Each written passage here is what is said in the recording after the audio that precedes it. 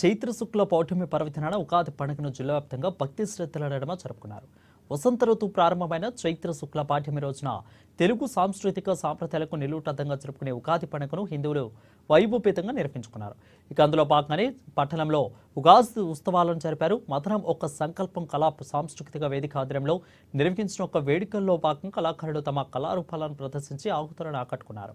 శ్రీరామచంద్ర గోపాలకృష్ణ మఠాధిపతి శ్రీ యోగానంద సరస్వతి స్వామీజీ ముఖ్య అతిథిగా హాజరవగా ప్రముఖ పండితులు శ్రీ పనుతుల ప్రవీణ్ శర్మ నేతృత్వంలో ప్రత్యేక పూజాధికారులను పూర్తి చేసి మహాగణపతిని ఆరాధించి జ్యోతి ప్రజ్వలన గావించి కార్యక్రమాన్ని ప్రారంభించారు.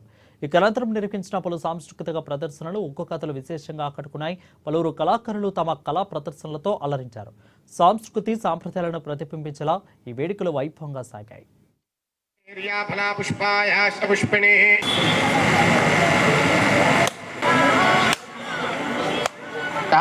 ఉగాది పర్వకాలే ఆచరిత గణపతి పూజనైన భగవాన్ ఆహుతులందరికీ కూడా స్వాగతం సుస్వాగతం. తగినటువంటి కళలన్నీ కూడా వెలుగులోకి తెచ్చేటువంటి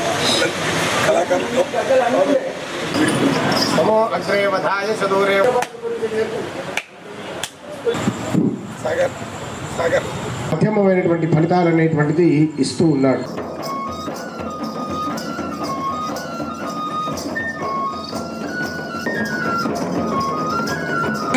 రుద్రవీణ నారదుడు చేతులు ఉంటే శారద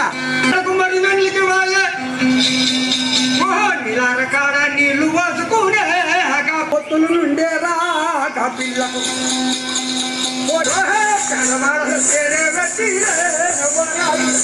లాస్ట్ ఒక రాముని పాట పాడి అమ్మా శబరి చేసిన వారికి రోమ రోమమున వెయ్యి పాపం చూడండి తుడుపుతానమును చూపెదారి